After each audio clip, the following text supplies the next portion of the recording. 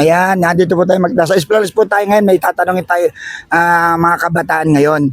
So mga kababayan, kung may mga tatanungin tayo mga kabataan ngayon about sa magiging opinion nila dito sa itatanong ko.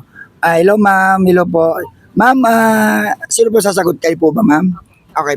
Ma'am, tanong ko lang po, ano po ang opinion niyo po, bilang opinion niyo lang po na nasabi po kahapon ng ating Vice Presidente na itong San Juanico Bridge, itong 2.6 kilometer na San Juanico Bridge ay dapat hindi nakilalanin na tourist spot, sabi niya. Ano pong opinion niyo dito na yun po ang naging salita niya patungkol dito sa San Juanico Bridge na alam naman natin historical na yan. Galing na sa mga ninunong natin yan. Okay po.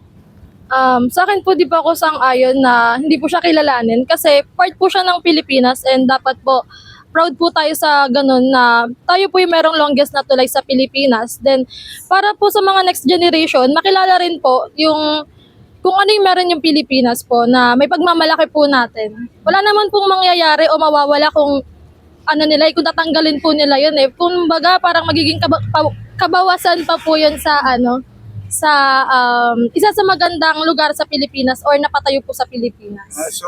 So para sa inyo ma'am, dapat hindi ganun na magiging pananaw ng ibang tao. Dapat kilalanin natin itong mga historical na ganito. Yes po, ganun po. Ako, maraming salamat po ma'am. Salamat din po. Ayan. Thank you. Ayan.